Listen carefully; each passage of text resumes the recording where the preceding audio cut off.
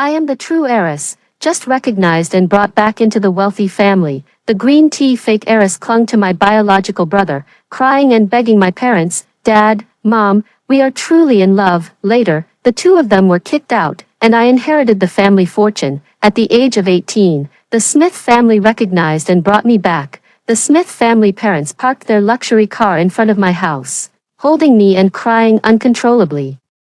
My adoptive parents clutched the bank card they were given, overjoyed. Just days ago, they were worrying about how to afford my brother's wedding house. Now they had the money and got rid of a burden, double happiness. Truly a cause for celebration. The Smith parents said I was their biological daughter they mistakenly took home 18 years ago, telling me to pack my bags and come home. My adoptive parents also chimed in, telling me to gather my belongings and leave. I walked around the yard and came out carrying a firewood stick from the corner. Mr. Smith asked patiently and gently why my belongings were just a stick. I get beaten by this stick every day, and now I feel uneasy if a day goes by without it, I said. Father Smith's face darkened instantly. Mrs. Smith blinked, her eyes reddening as she was about to cry again. The adoptive parents stood by, forcing awkward smiles. That Anna girl just loves to joke around. Ha ha ha.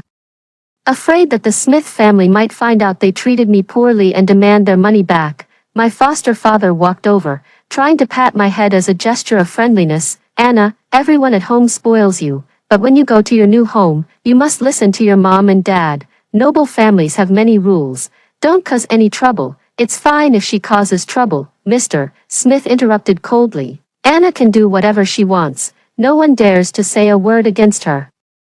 And from today onwards, her name is Anna Smith. I've already paid the child support, which should cover the kindness you've shown in raising her these past 18 years. From now on, she has no connection to you whatsoever. I was escorted out of the Lincoln family's shabby courtyard by the Smith parents. Behind me, a group of kids waved goodbye. These ghosts are all the baby girls killed by the Lincoln family's preference for sons over daughters over the years.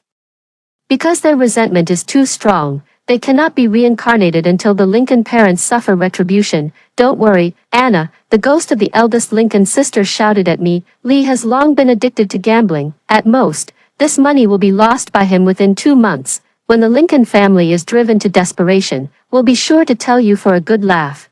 Ha ha ha. The Smith family is a prominent local dynasty, the kind that makes headlines.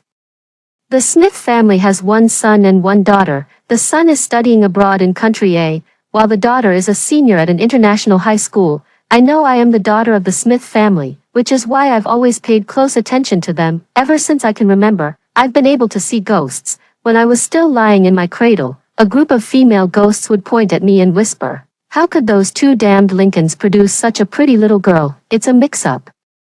I saw them switch the babies with my own eyes. Oh dear, a child from a good family has fallen into this household. The Lincoln family favored sons over daughters. When they got pregnant and found out it was a girl, they would abort. If they couldn't find out, they would give birth. And if the baby turned out to be a girl, they would let her fend for herself. A newborn baby, left hungry and cold, would be gone within a couple of days. I was tough as nails. Thrown into the backyard and still alive after 3 days without food, the Lincoln family took me in and raised me. Don't get the wrong idea. It wasn't out of pity, it was purely to get a free maid, and later, to sell me for a dowry once I came of age. Although the Lincoln parents were terrible people, growing up laughing and chatting with these ghost sisters, I never felt it was that hard, until I was 12, when a ghost who could read faces passed by and was shocked to see me. The Smith family has a daughter with a narrow forehead and gaunt cheekbones. She could never match the Smiths' great wealth and status, yet I see your ears wider than your face and your nose bridge so straight.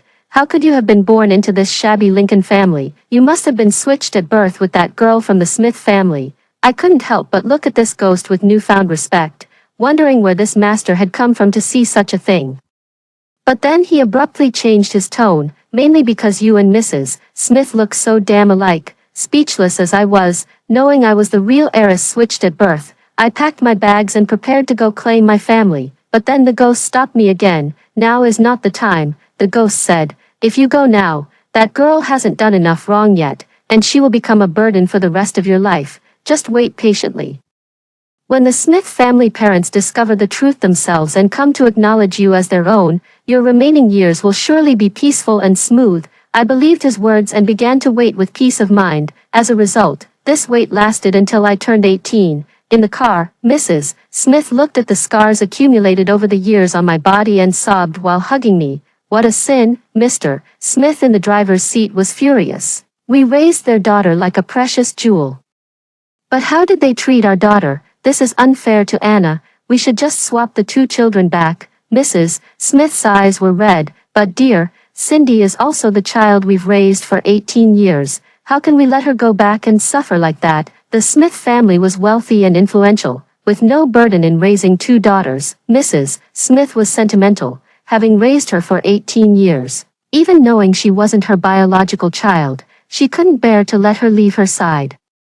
I blinked my eyes but remained silent. Cindy Smith, I certainly know her, the biological daughter of the Lincoln family, the fake heiress of the Smith family. On the surface, she's the gentle and sweet school beauty of the international school, but behind the scenes, she's the hidden queen bee, hiding a dagger behind her smile. I'm a bit scared now, afraid she might stab me in the back. Who knew that after meeting Cindy Smith turned out to be quite friendly. She was a few minutes older than me.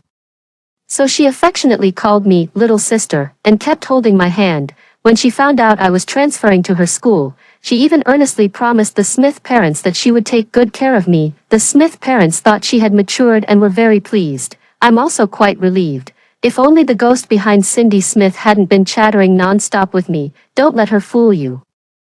The female ghost didn't look very old, probably just in her teens, dressed in a school uniform. She appeared quite innocent. She was afraid I didn't understand, so she floated around me, shouting in my face, "She's so bad, and very vengeful too. She thinks you stole her identity as the wealthy heiress. She definitely won't let you off." Back then, I just confessed my feelings to the school heartthrob, and she straight up forced me to jump off the rooftop. A week ago, the Smith family discovered through the blood type on the medical report that Cindy Smith wasn't their biological daughter. The Smith parents didn't make a public announcement but quietly uncovered the truth about the hospital mix-up during childbirth, which led them to find me, the child who had been switched. The moment Mrs. Smith saw me, she burst into tears, because I looked almost identical to her when she was young. Yet even though they felt sorry for me, they still cared deeply for the daughter they had raised for 18 years. After much hesitation, they finally told Cindy Smith the truth. They expected Cindy Smith to break down, but upon hearing the news, not only did she not collapse, but she even tearfully expressed her sympathy for my plight, willing to return everything she currently possessed to me. The image of a sorrowful yet resilient little white flower vividly came to life on paper.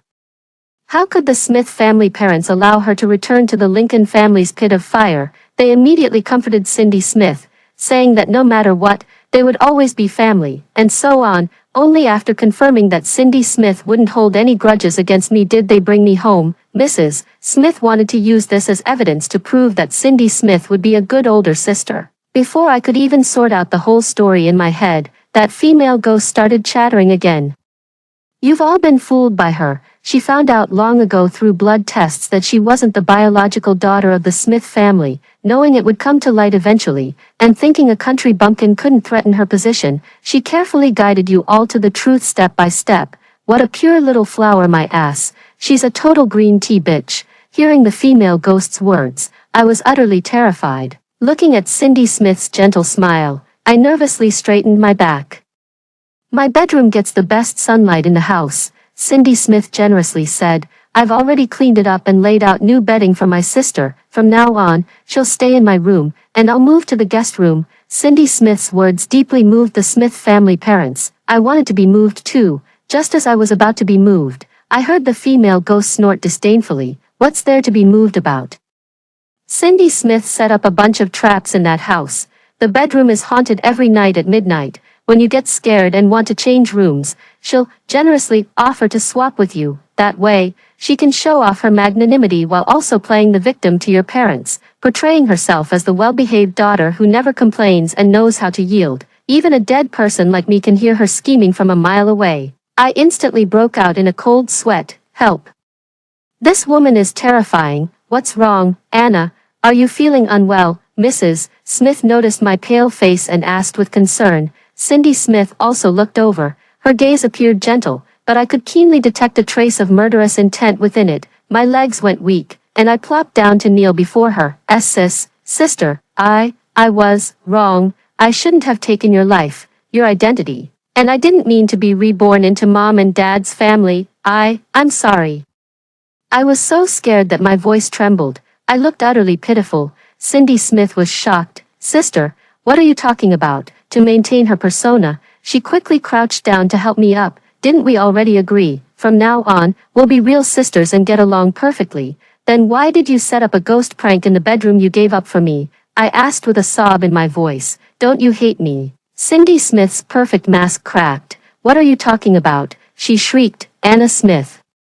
This is our first meeting. How could you slander me like this? I'm not slandering you. Someone told me everything. I raised 3 fingers to swear to heaven. She said my sister set up a bunch of ghostly contraptions in the bedroom, and now that room is haunted every night at midnight. She also said that once I get scared and want to switch rooms, my sister will voluntarily swap with me. This way, she can both show off her generosity and let Mom and Dad see what a well-behaved, uncomplaining, and considerate daughter she is. I didn't, Cindy Smith screamed, cutting me off, her grip on my arm painfully tight. The bewildered gazes of the Smith parents swept back and forth between the two of us, ultimately deciding that I seemed more pitiful and possibly not quite right in the head, so they coaxed me, saying, Good Anna, your sister Cindy isn't that kind of person. Could you have misunderstood something? Seeing they didn't believe me, I sniffled, my eyes reddening as I was about to cry. All right, Mom and Dad will have the servants check right away.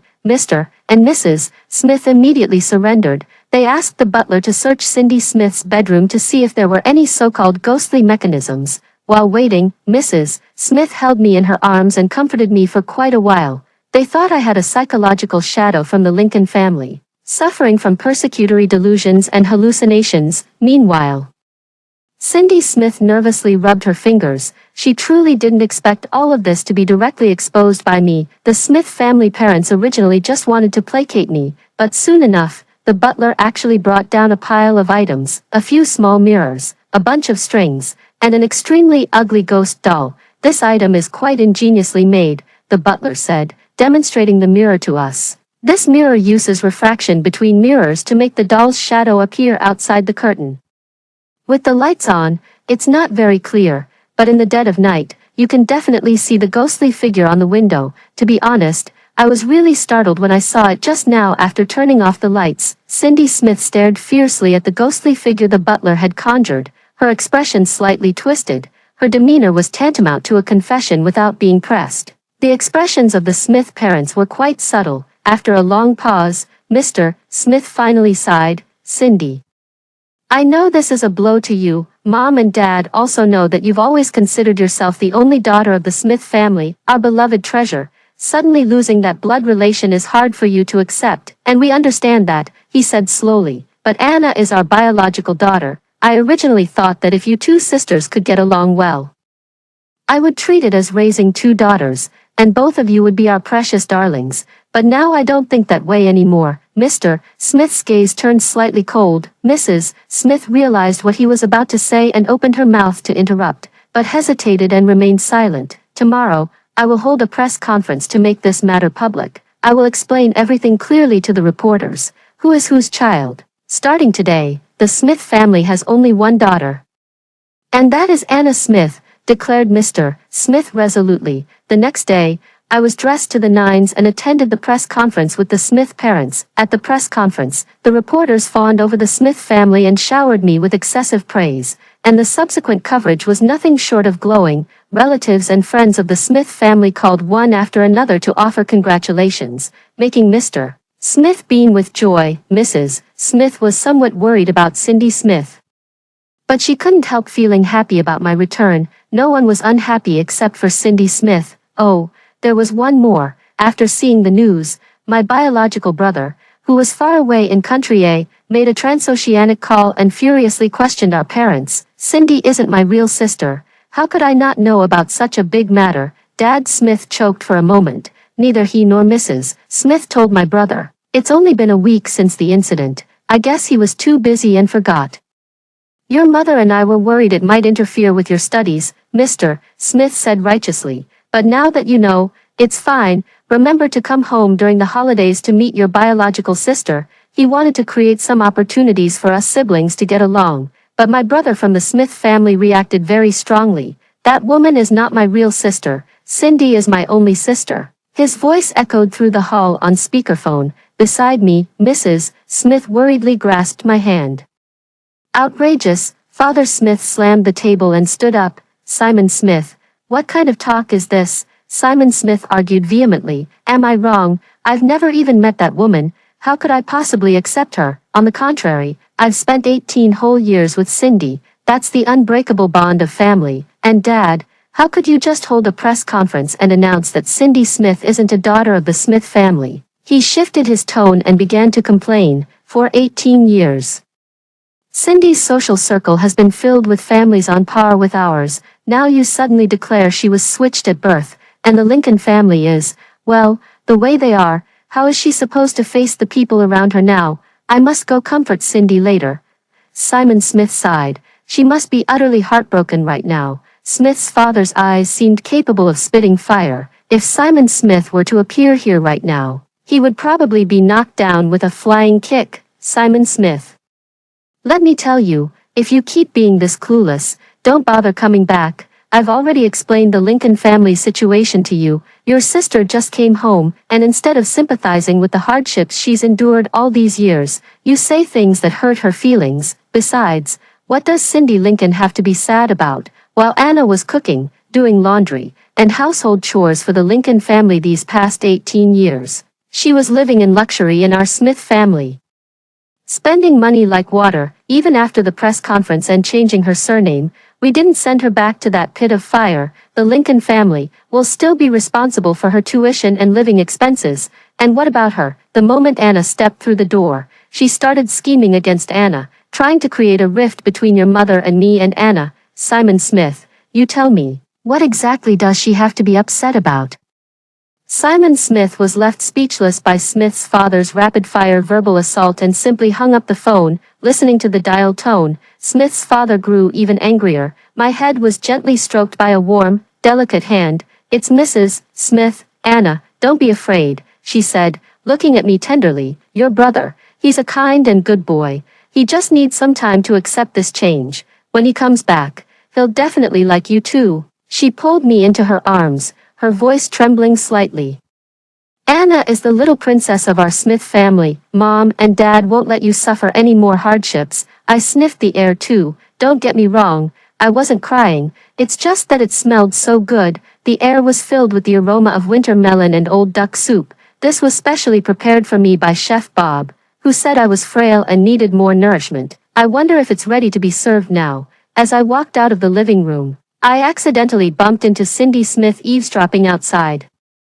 No, she goes by Cindy Lincoln now. Cindy Lincoln has been locking herself in her room these past few days. On the rare occasions she sees her parents, she puts on the delicate, pitiful act of, I've been wronged, but I'm still bravely facing reality. Mr. Smith remained indifferent, but Mrs. Smith's heart softened. Yet now, alone with me, Cindy Lincoln completely abandoned the grace she displayed in front of others. Not a trace of a smile touched her lips, her eyes burning with 40% anger, 30% disdain, 20% hatred, and 10% curiosity. Probably thought there was no need to pretend to be nice in front of me anymore. I guess. Are you happy now? She asked in a shrill voice. Now you're the Smith family's heiress. You have everything, and I have nothing. Are you happy now? I looked at her in confusion. Why do you have nothing? Haven't you always been yourself? I've always been myself too. I didn't want to lecture her about life's big truths, so I turned and walked away. But Cindy Lincoln wouldn't let me go. You haven't answered my question yet. Where are you going? She grabbed my arm and demanded. I'm going to the kitchen, I said sincerely. Bob made winter melon and duck soup. I want to taste it first. Cindy Lincoln weakly let go of my arm. Old duck soup. Huh, old duck soup. Someone like you. I actually lost to someone like you. She alternated between crying and laughing, appearing utterly deranged. I quickly slipped away. On one hand, I was afraid she might go crazy. On the other hand, I really wanted to try the winter melon and old duck soup. Behind me, the female ghost floated along while still making faces at Cindy Lincoln. Ever since she discovered I could communicate with her, she's been sticking to me every day. The female ghost said she hadn't reincarnated because she had forgotten her name. She didn't know her surname or given name, nor where her home was. Her memory only contained fragments of Cindy Lincoln forcing her to jump from the building, which trapped her in the Smith family, unable to leave for even a moment. Anna, you must help me. I can't take it anymore if I don't reincarnate soon. She floated around me restlessly. The Smith family's meals are too delicious. Seeing them every day but being unable to eat is killing me. I slurped the old duck soup, and a string of drool dripped from the female ghost's mouth. Do you still remember the name of the school heartthrob? I asked. The female ghost was forced to jump off a building after confessing to the school heartthrob. If we knew who the heartthrob was, things would be much easier. Good Anna, please help me check.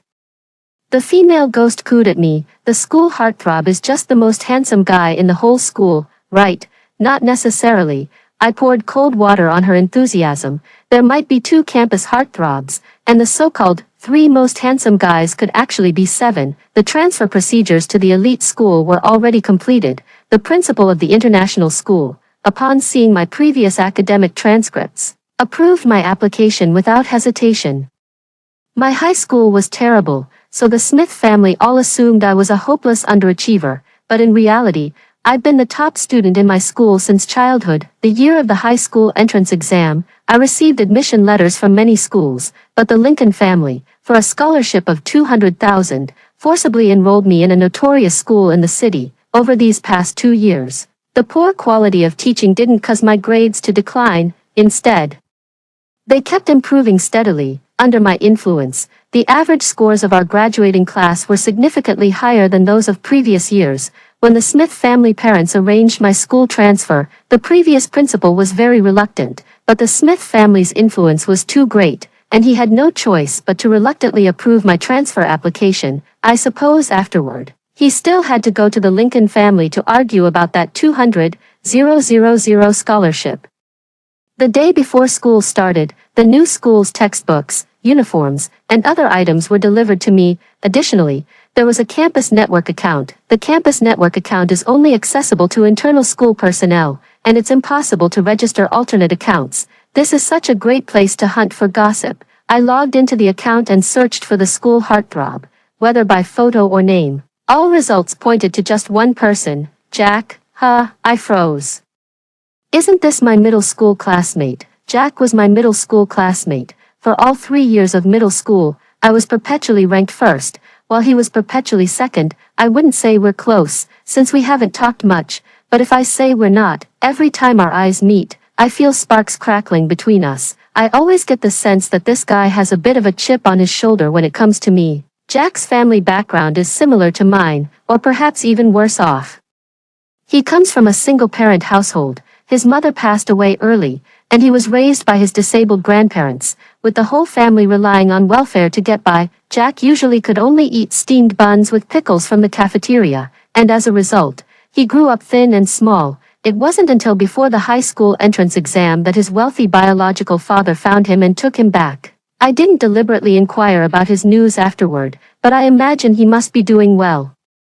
At least he no longer has to eat steamed buns with pickles. I wanted to ask him about the female ghost, so I opened my phone, found Jack's chat window, and sent a "Are you there?" sticker. Not here, Jack replied quickly. I responded with 6 dots, then turned off my phone to think of another way. But before long, his call came through. Old classmate, finally remembered me, Jack said with a laugh. His voice was deep and seductive, completely different from the hoarse, cracking tone he had during puberty in middle school. I want to ask you about something. I got straight to the point. Ask away. He wasn't surprised. I know a bit about Cindy Lincoln's situation. It's not really about her. I covered the phone and cautiously asked, Jack, I want to ask, has anyone ever jumped off a building for you? Silence on the other end of the line. After a long pause, Jack finally said quietly, it's been 3 years since we last met.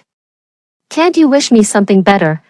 Nothing there. So, are you close with Cindy Lincoln? I asked again. I've never spoken to her, Jack answered honestly. Never spoken to her. Could it be a secret crush? I wanted to test Cindy Lincoln's reaction. so I asked Jack if he could pick me up for school tomorrow morning. I didn't have much hope, but to my surprise, Jack agreed without hesitation, the next morning after breakfast. The Smith parents wanted to personally drive me and Cindy Lincoln to school, but I declined. Mrs. Smith seemed very nervous and cautiously asked me if I was unhappy. She was just showing concern for the pale-looking Cindy Lincoln across from her 1 second, and the next, her attention shifted to me. This realization made Cindy Lincoln's expression even more unpleasant. I had just shaken my head when I heard the sound of bicycle bells outside, immediately grabbing my school bag and running out. Seeing this, the three members of the Smith family quickly followed suit. Jack stood tall and slender, balancing on one leg against his bicycle, waving at me with a smile. "I'm off to school." I was about to run over when Mrs. Smith grabbed the strap of my backpack. "Anna, who is he?" She looked at Jack, her voice laced with wariness. Mr. Smith also stared intently at Jack, his gaze full of danger. Fortunately, Jack was wearing his school uniform, otherwise security would have already dragged him out by now. But when Cindy Lincoln recognized it was Jack, she relaxed, the corners of her lips curling slightly with a hint of mockery. It was nothing like the demeanor of a girl secretly in love. "I'm a bit confused. Hello, Uncle and Auntie." Jack walked over and greeted them politely when he saw me being stopped. "My name is Jack. I was Anna's middle school classmate, and now we're also in the same high school class. My class is the elite class of the school, and only students with outstanding academic performance can get in." Additionally, his appearance was quite deceptive, which helped ease the expressions of the Smith family parents. Seeing this, I also bid them farewell. "Dad, Mom, you can take my sister to school." I made plans with Jack. "He's taking me to school today." I hopped onto the back seat of Jack's car and waved goodbye to them. Jack nodded to them, then took me away from the Smith family villa on his bike. His speed wasn't slow, and I tightly gripped the hem of his clothes, afraid of being thrown off. Suddenly, with a sharp turn, my body was thrown against his back by inertia, and my hands instinctively wrapped around his waist. "Hold on tight." Jack's voice drifted over. "If you fall, you'll have to walk to school by yourself." I pouted, but obediently tightened my arms around him a little more. Jack had changed a lot compared to 3 years ago. Back then, he was a head shorter than me, but now he's so tall that looking up at him makes my neck ache. His once round face had also become more chiseled, with sharp angles. No wonder he's called the school heartthrob. "Jack, there must be quite a few girls at school who like you, right?" I asked blankly. "Yeah," Jack chuckled. "I'm getting so many love letters now that my hands are tired." "What about Cindy Lincoln? Does she like you too?" I pressed further. "Cindy Lincoln, there's no way she'd like me." He shook his head. "She considers herself the young lady of the Smith family. How could she possibly look favorably on a bastard like me, illegitimate child?" My gossipy flames instantly blazed fiercely. Jack didn't mind and began telling me about his background. Jack came from a single-parent family and took his mother's surname. After his mother passed away early, he lived with his disabled maternal grandparents. According to their account, Jack's biological father had long passed away. His maternal grandparents had never met his father either. Everything was based solely on his mother's claims. At the age of 15, a wealthy businessman named Duncan sought him out, claiming to be Jack's real father. Duncan already had a wife at home, yet he still got Jack's mother pregnant. Initially, Duncan wanted Jack's mother to have an abortion, but she left without a word. The wealthy Mr. Lin made a token effort to search for her, but gave up when he couldn't find her. As the years passed without his wife conceiving, the wealthy merchant Lin grew increasingly anxious. He recalled the woman, Jack's mother, who had once carried his child, and after an exhaustive search, he finally found Jack. Initially, Jack had no intention of acknowledging this biological father, but seeing how hard his grandparents struggled to support his education, he eventually accepted this blood tie. Now, not only does he live without financial worries, but he also regularly sends living expenses to his elderly grandparents each month. "Then your actual surname is Duncan now?" I asked. He shook his head. "I'll always be Jack Taylor. Life is always more dramatic than TV dramas." Duncan, the wealthy businessman, couldn't have had only Jack's mother as his woman. While searching for Jack, he also looked for other women with whom he had fleeting relationships. In the end, it was tallied that over 30 women among them claimed to have borne his child. After conducting paternity tests one by one, 17 were confirmed to be his biological children. old lady Duncan had been clamoring for grandchildren, but when 17 little treasures were suddenly dumped in her lap, she actually felt embarrassed and was adamant that so many couldn't possibly be recognized as part of the family. Duncan, the wealthy merchant, was quite the eccentric himself. He took all 17 of these unrelated siblings into his home and announced that they should compete. Whoever proved themselves the most outstanding would be allowed to take the family name and inherit the business. Jack thought the whole family had completely lost their minds, but most of his siblings didn't see it that way. They actually started competing in earnest. Now the Duncan household is filled with daily scheming and bickering. Jack couldn't stand the atmosphere and moved out to live on his own early. "I have no interest in the Lynn family's wealth at all," Jack said. "My current wish is to finish school early, start working soon, and then give my grandparents a good life." His tone was calm and unruffled, but I couldn't help feeling a bit sad. I asked Jack to help me gather information about the student who committed suicide at school. He seemed puzzled about why I was curious, and I stammered without explaining.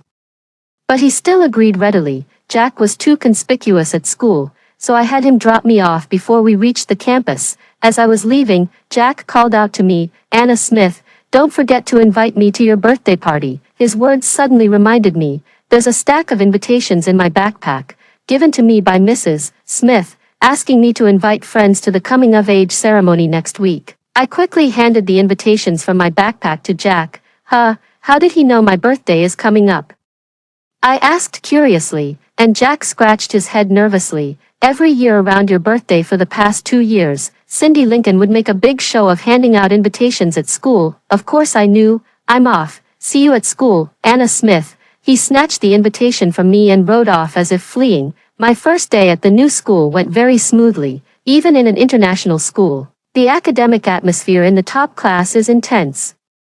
My outstanding performance in several joint exams left them genuinely impressed. As for Cindy Lincoln, stuck in the regular class, aside from rallying her clique to post some sour remarks on the school forum, she had no other way to make an impact. What kind of Smith family heiress is she? Just a country bumpkin from some small town. LOL, a textbook example of a small town exam machine. Even these few sour remarks were refuted one by one. She managed to get into the top class at that kind of school. Why couldn't you, who grew up with all the comforts? What's wrong with being a small-town problem solver? You grew up in the city. Did you even solve the problems right? After being targeted by the crowd, those IDs fell silent and never resurfaced again. Afterwards, the Smith parents subtly inquired about Jack, and I honestly told them everything, upon learning the truth. They also sympathized with his hardships and no longer opposed my interactions with Jack. Cindy Lincoln was even more delighted to see this development. She would even whisper in my ear about how outstanding Jack was and how many girls at school had a crush on him. I found these words rather troubling. She genuinely dislikes Jack. But if that's the case, who could that school heartthrob be? The one who drove someone to jump off a building? I asked the female ghost if she had any other information. After some thought, she said she remembered the heartthrob being very close with Cindy Lincoln. They might have been in a relationship. I'm even more worried now, because Cindy Lincoln claims she's never been in a relationship before. Where on earth am I supposed to find her boyfriend? On the day of the debutante ball, Mrs. Smith woke me up very early for beauty treatments and styling. "Our Anna is so beautiful. Just like me when I was young," Mrs. Smith said.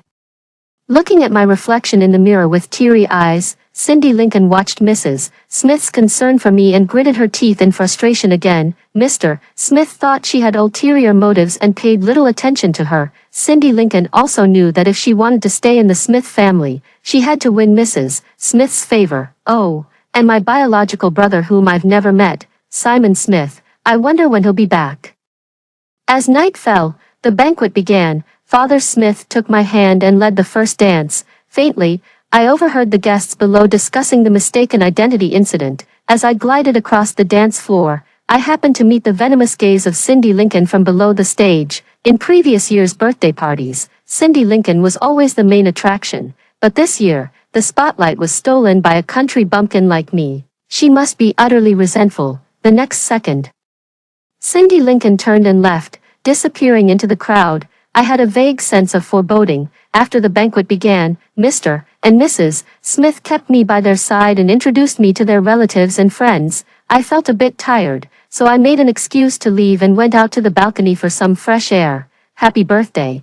I turned around and saw Jack standing in the corner. He was holding 3 beautifully wrapped gift boxes and handed them to me. Thank you. I smiled at him. Why 3? I bought them the past 2 years, originally planning to give them all to you after the college entrance exams. His gaze wavered slightly, looking somewhat shy. I blinked my eyes, feeling the atmosphere suddenly grow warm and flustered. The female ghost giggled mischievously, floating around excitedly. At that very moment, the roar of an engine echoed from the sky. It seemed to be a helicopter, getting closer and closer. People in the hall curiously gathered by the windows to look.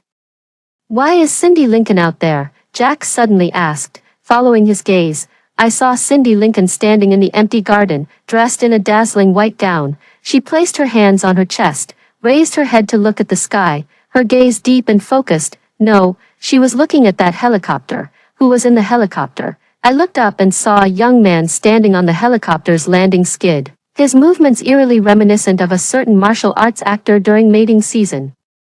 After getting a clear look at his face, I was stunned. Isn't this my long-lost biological brother whom I've never met? Is he really putting on such a big show? The helicopter landed, and I saw my domineering elder brother step off the aircraft, stand firm, and spread his arms. Cindy Lincoln lifted her skirt and ran toward him. Under the gaze of numerous guests, they embraced each other tightly. It was as if, after enduring countless hardships, the prince and his princess had finally found their way to each other. The scene was too overwhelming, and my mouth formed an O shape, leaving me speechless. I didn't have time to tell you, but I found out about that student who committed suicide, Jack said. In the past 10 years, our school has only had one case of a student jumping to their death, which happened 2 years ago. The official explanation was that the academic pressure was too much.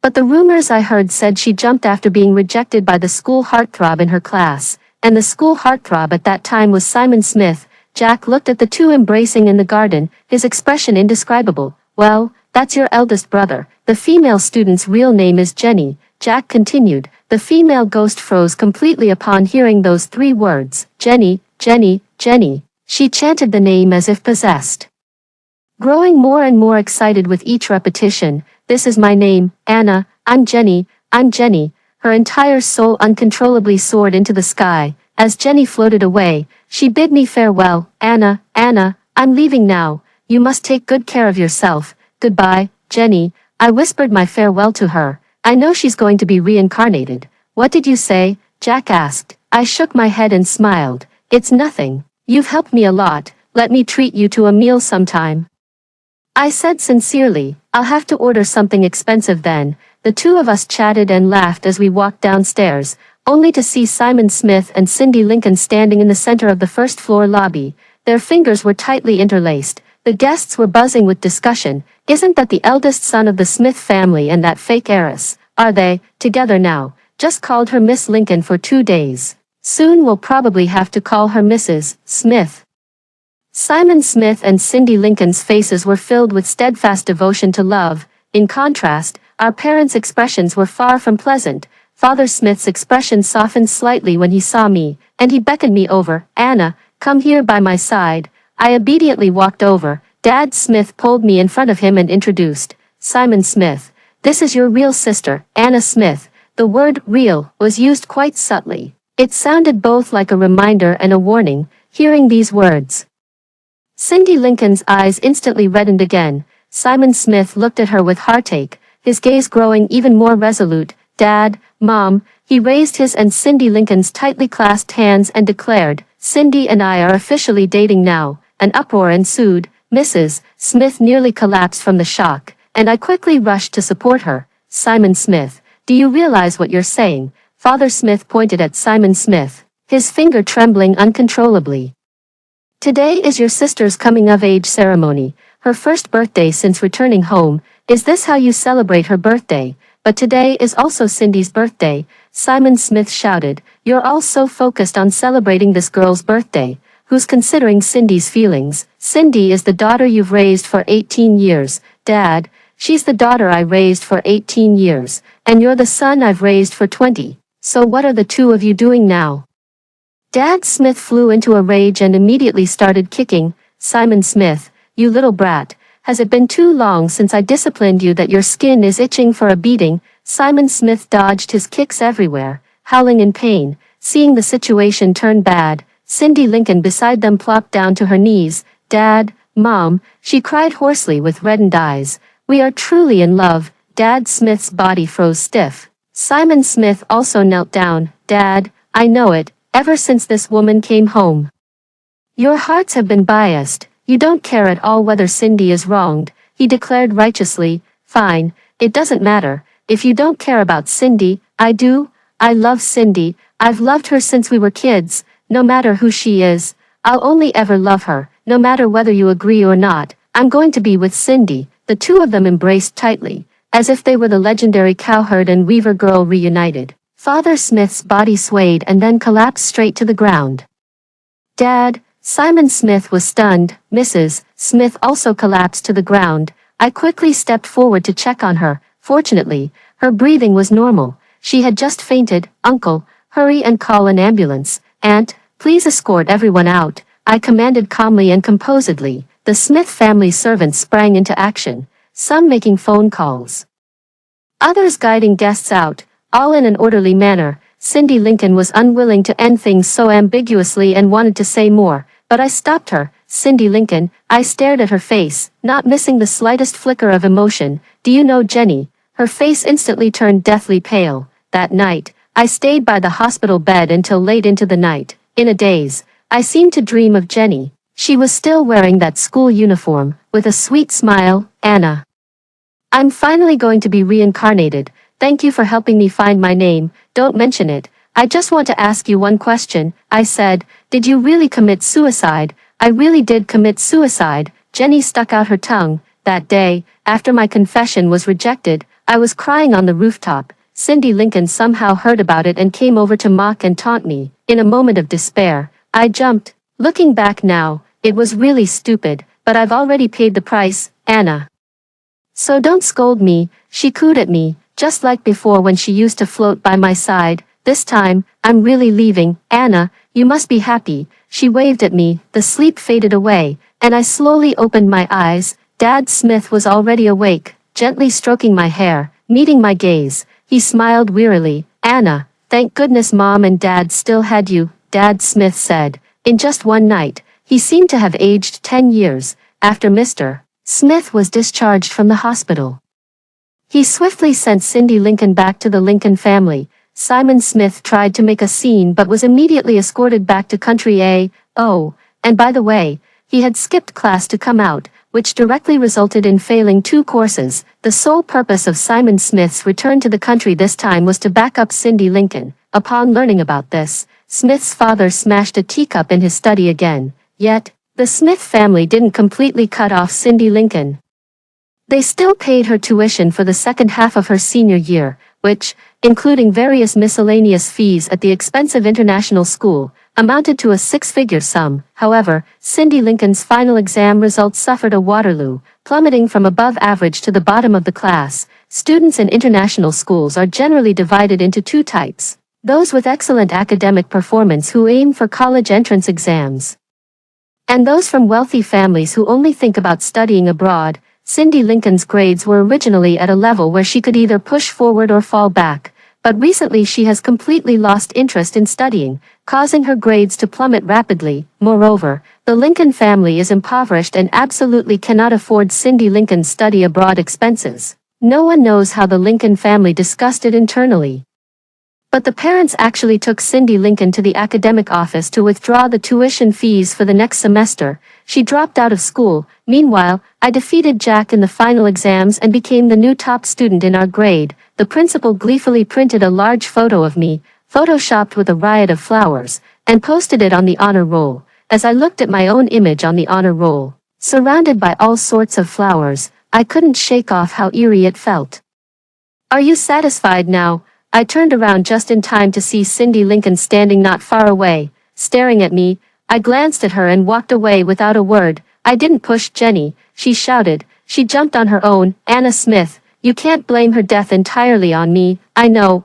I turned around and met her gaze. That's why I'm letting you go. If Cindy Lincoln was the one who killed Jenny, Then I will definitely find the evidence and send her to prison. Cindy Lincoln. Based on my 18 years of experience as a daughter in the Lincoln family, I advise you not to listen to anything they say, I said. When I was 4 years old, the Lincoln parents sold me to human traffickers. I managed to call the police on the way, and the officers caught the traffickers and returned me to the Lincoln family. When I was 15, the Lincoln family wanted me to drop out of school and start working. I deliberately told them that a school was willing to offer me a $200,000 scholarship to enroll, and only then did the Lincoln family agree to let me continue my education. The only truth I've understood since childhood is to rely on myself. Whether in the Lincoln family or the Smith family, I will always remain true to myself, and this is precisely what I could never understand about Cindy Lincoln. In her eyes, others' opinions far outweigh one's own abilities. What do you know, Anna Smith? What do you know? Her face once again showed that expression that was both crying and laughing. I glanced at her, then turned and walked away. This would probably be the last time we saw each other. Later, I heard that Simon Smith also dropped out and returned to his home country. He said Cindy Lincoln had been wronged in the Lincoln household, and he couldn't just stand by. He also said that once they reached marriageable age, he would marry Cindy Lincoln. His parents sighed but didn't stop him. They only told Simon Smith that if he married Cindy Lincoln, he should never return to the Smith family. Simon Smith was equally stubborn. He packed only his personal belongings and moved out. What happened afterward was told to me intermittently by the ghost of the eldest daughter of the Lincoln family. The Lincoln family's situation grew worse and worse, and the resentment of the other girls' ghosts was alleviated, allowing them to move on to reincarnation one after another.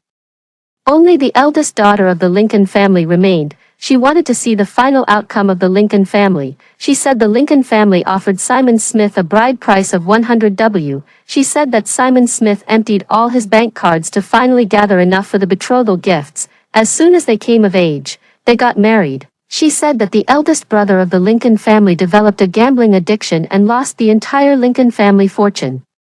She said that the Lincoln family members cried and made a scene all day, forcing Simon Smith to come to the Smith family for money, but Simon Smith absolutely refused. She said that Cindy Lincoln was pregnant. At that time, I had already graduated from university. As the only daughter of the Smith family, I took over the company without hesitation. As I became more skilled in the business, Mr. Smith gradually delegated authority to me, allowing him and Mrs. Smith to enjoy their retirement and travel the world. One day, I was suddenly informed by my secretary that a Mr. Song wanted to see me. I asked her to bring him in and found that it was indeed Simon Smith. The once dashing young man standing on the helicopter now looked utterly wretched. Anna, he couldn't hold back his tears when he saw me. I'm sorry, I'm sorry, I'm sorry. I watched quietly as he cried, sensing that he had learned something. Sure enough, Simon Smith began recounting his experiences over the years. One day after Cindy Lincoln became pregnant, the eldest brother of the Lincoln family stole all the family's money to gamble, lost everything, and then vanished without a trace. Harassed by debt collectors, the Lincoln parents had no choice but to move into Simon Smith and Cindy Lincoln's marital home. The conflict between the two generations grew increasingly severe. One day, when Simon Smith was not at home, Cindy Lincoln and the Lincoln parents argued again. In the heat of the argument, the Lincoln family members once again laid bare their past grievances. If it weren't for me and your father swapping you with that Smith family girl, could you have enjoyed so many years of luxury in the Smith family? Mrs. Lincoln scolded. Cindy Lincoln cried and made a scene. Yes, you sent me to enjoy a life of luxury. Then why did you come looking for me? Why did you have to tell me I wasn't the Smith family's biological daughter? How old was I then? From that day on, I worried every single day about being abandoned, about being sent away. I hate Anna Smith. I hate her to death. Even if she doesn't appear, she'll be the nightmare of my entire life, forcing me to please everyone just so I won't be abandoned. All of this was overheard by Simon Smith, who had come home early. In his heart, Cindy Lincoln had always been a strong and innocent little white flower. These words caused his world to collapse instantly. I listened to his account, but my expression remained unchanged. Aren't you surprised? Simon Smith was dumbfounded, then exclaimed the next second, you knew all along. Well, sort of, I pondered. I knew about the Lincoln family swapping me out, but I didn't know Cindy Lincoln had long been aware she wasn't the Smiths' biological daughter. But thinking about it, It makes perfect sense. I never understood why Cindy Lincoln cared so much about others' opinions of her, but if a young girl with unformed values suddenly learned she was a swapped fake heiress, it would indeed make her sensitive, jealous, and willing to do anything to hide her deep-seated inferiority, whether it was trying to please her parents or clinging to Simon Smith. Those were the only solutions the little girl could think of at the time. I gave Simon Smith a bank card, telling him it contained enough for him to live comfortably for the rest of his life, provided the Lincoln family didn't scheme to take his money. After much hesitation, Simon Smith finally took the card. Years of hardship had long since bent the back of that once proud man, but even so, he didn't apologize to his parents, even though he knew perfectly well that as long as he left the Lincoln family and Cindy Lincoln, he would still be the eldest son of the Smith family. Before leaving, Simon Smith cried his eyes out again. "Anna, can you forgive me?" he asked. I patted him on the shoulder. "Keep it up, bro." In the evening, as I left the company, Jack was already waiting for me downstairs. He was already the most outstanding child of the wealthy Lynn family, yet he still went by Jack. The Lynn family's business had nothing to do with him. He became a doctor, and aside from saving lives and healing the wounded, he also helped his grandparents get prosthetic limbs and diligently undergo rehabilitation. We started dating in college, met each other's parents, and all that was left was a proposal. In the restaurant, halfway through the meal, music started playing, and the waiter brought out a cake and flowers. Before my eyes, Jack knelt on one knee and took out a ring. "Will you marry me, Anna?" I swallowed hard and slowly put the ring box back into my bag. "I do," watching Jack's elated expression before me. My outlook on life suddenly underwent a subtle shift. It seems that not everything has to be done by oneself. After hearing the story above, what are your thoughts? Feel free to share your opinions in the comments section. Looking forward to hearing from you. If you liked this story, don't forget to like it, share it, and subscribe to my channel. See you next time.